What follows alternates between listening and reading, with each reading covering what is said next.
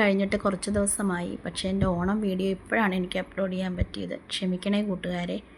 ഇത്തവണത്തെ ഓണത്തിന് പതിവിലും വ്യത്യസ്തമായിട്ട് എനിക്ക് എൻ്റെ സ്വന്തം പേരൻസിൻ്റെ കൂടെ ഓണസദ്യ കഴിക്കാനുള്ള ഒരു ഭാഗ്യം ദൈവം തന്നു.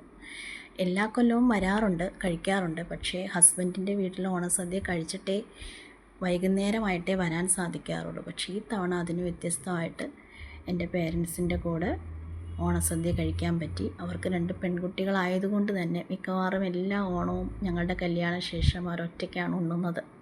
അപ്പോൾ ഈ തവണ അവർക്ക് കൂടുതൽ സന്തോഷമുള്ള ഒരു ഓണം കൊടുക്കാൻ എനിക്ക് സാധിച്ചു. അതിനുള്ള ഭാഗ്യം എനിക്ക് ദൈവം തന്നു. അപ്പോൾ ഞാൻ രാവിലെ എഴുന്നേറ്റ് മുറ്റത്തുള്ള പൂക്കളൊക്കെ പറിച്ച് തട്ടിക്കൂട്ടി ഒരു പൂക്കളം ഉണ്ടാക്കി. പഴയതുപോലെ ഞാനൊരു കുട്ടിയായതുപോലെ എനിക്ക് തോന്നി. എൻ്റെ മോനും എൻ്റെ കൂടെ ഉണ്ടായിരുന്നേ. ഞാൻ പൂക്കളം ഇട്ടുകൊണ്ടിരുന്നപ്പോൾ അവൻ പറഞ്ഞു, ഞാൻ ഹാപ്പി ഓണം എന്ന് എഴുതാം, അമ്മ എനിക്ക് പൂ പറിച്ച് തരാമോ എന്ന് ചോദിച്ചു. അപ്പം ഞാൻ കുറച്ച് പൂവൊക്കെ പറിച്ച് കൊടുത്തപ്പോൾ അവൻ ഹാപ്പി ഓണം എന്നും കൂടെ അപ്പുറത്ത് എഴുതിയിട്ടുണ്ട്, നിങ്ങൾ കണ്ടല്ലോ. അപ്പം ഞാൻ ഒരുപാട് കറികളൊന്നും ഉണ്ടാക്കിയില്ല. പിന്നെ നമ്മുടെ സ്വന്തം വീട്ടിലാവുമ്പോൾ എല്ലാ കാര്യങ്ങളും നമുക്ക് നമ്മൾ തന്നെ ചെയ്യണ്ട അല്ലേ.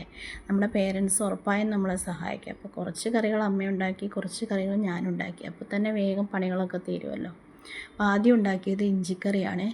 കറികളിൽ കേമനായ ഇഞ്ചിക്കറി, പിന്നെ കാളൻ, വെള്ളരിക്ക പച്ചടി, സാമ്പാർ, അവിയൽ, എരിശ്ശേരി, പൈനാപ്പിൾ കറി, ബീൻസ് തോരൻ, പരിപ്പ് പായസം, ഇതെല്ലാം റെഡിയാക്കി പപ്പടവും കാച്ചി. പിന്നെ ഇലയൊക്കെ തുടച്ച് വെച്ചു. എല്ലാം സെർവ് ചെയ്യാൻ പാകത്തിനാക്കി വെച്ചു. 2 കൂട്ടം അച്ചാറുകളുണ്ടായിരുന്നു. ഇനി എന്ത് വേണം, എല്ലാവരും കൂടി കഴിച്ചു. അപ്പം നല്ലൊരു ഓണമായിരുന്നു, ഞാൻ നേരത്തെ പറഞ്ഞല്ലോ. അപ്പോൾ എല്ലാവർക്കും സന്തോഷത്തിൻ്റെയും ഐശ്വര്യത്തിൻ്റെയും ഒരു നല്ല വർഷം ആശംസിക്കുന്നു.